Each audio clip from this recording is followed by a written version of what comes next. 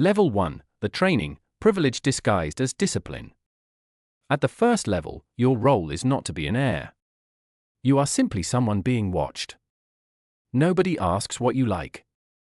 Nobody asks whether you want to study finance, international law, Mandarin, or the history of emerging markets. In this world, personal interest is a weak variable. Competence is the requirement. The benefit you receive is early access.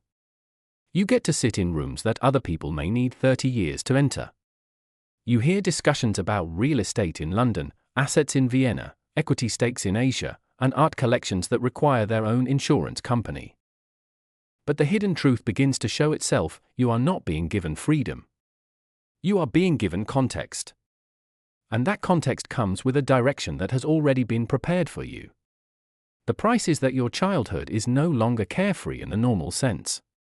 You are not only learning how to become a capable person. You are learning how to become a link that is not allowed to be weak in a chain stretching across generations. Level 2, the first rejection, when mistakes are not comforted. At 13, you receive your first allocation. Not control. Just a small portion, meant to see how you handle it. You spend weeks building an investment proposal. You read reports, test assumptions, build models, and convince yourself that you have seen something others have missed. Your proposal involves changing the portfolio's exposure to a developing market. Then the feedback arrives. There is no praise. No, you made a good effort. No gentle pat on the shoulder. Just a few pages of cold, precise analysis showing exactly where your model was wrong. One assumption about currency risk has thrown off the entire thesis. You read that feedback again and again.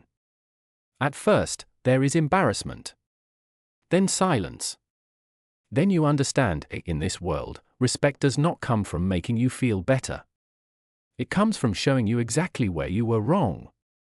Your new benefit is receiving a kind of education no business school can sell: real mistakes, real money, real feedback. The price is that you lose the right to be wrong innocently. Closing line? Other people are taught that failure is courage. You are taught that failure is a structural error that must be fixed before it damages the system. Level 3, the real room. Money does not come first, relationships do. At 16, you are brought into a meeting in Geneva. On the table is a commitment worth tens of millions of dollars into telecommunications infrastructure in a developing region. The presentation talks about cable networks, data growth, demand for connectivity, and projected cash flow. But you begin to realize that the important part is not on the slides. The entire deal depends on a regulatory framework that has not yet been finalized. An ordinary person would see this as risk. But the room is not panicking. They are betting on something else: your family's relationship with the people who have shaped the business environment there for decades. Your new role is to observe real power. You begin to understand that money does not always create power. Sometimes money only follows the path that power has already opened. The new benefit is that you get to see the mechanism behind the market. You understand why certain families always appear before an opportunity becomes public. The hidden truth: rules matter, but the people who influence the environment where the rules are written matter even more.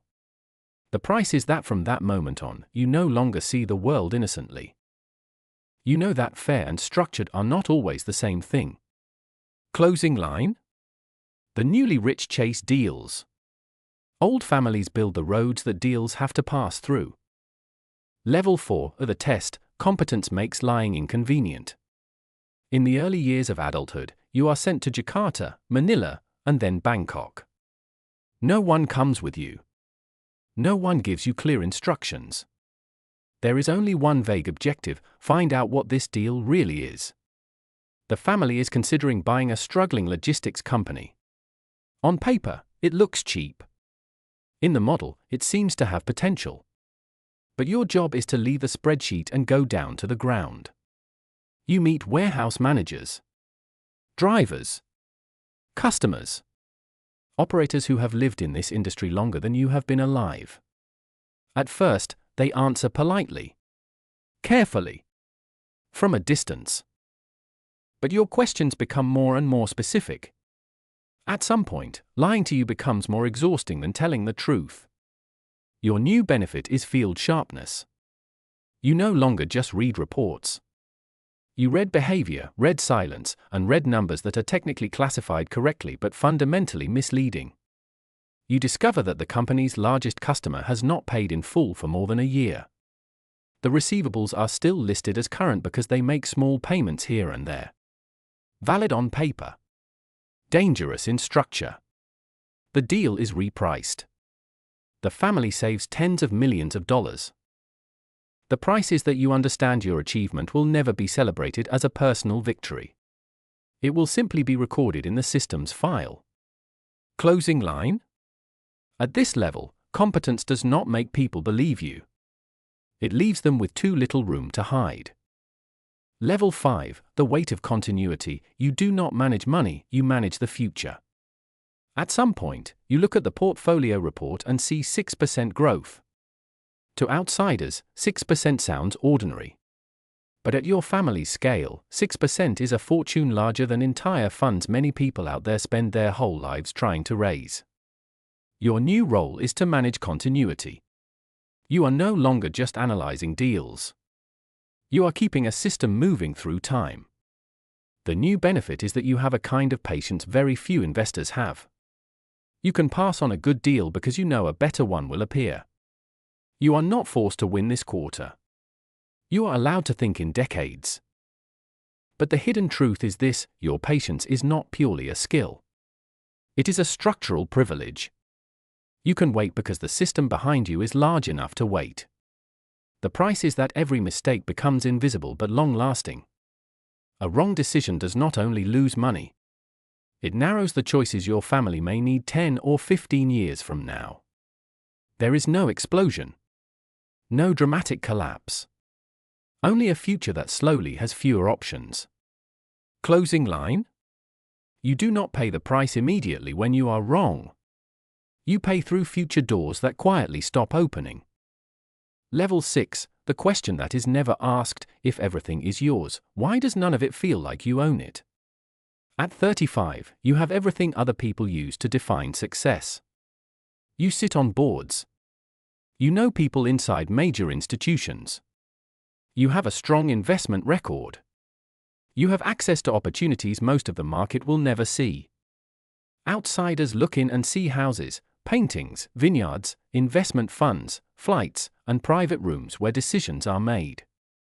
They think those things are rewards. But you know they are not rewards. They are the visible surface of a mechanism designed to turn capital into continuity. Your final role is not to be the winner.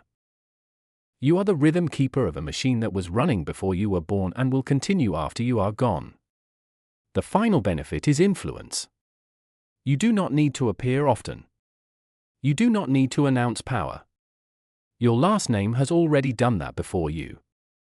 But the final hidden truth is the one you cannot say out loud at any dinner table: you have everything, but you are not sure what part of it is truly yours. The price is the loneliness of being born on the far side of the finish line. Other people are building something that carries their name from zero.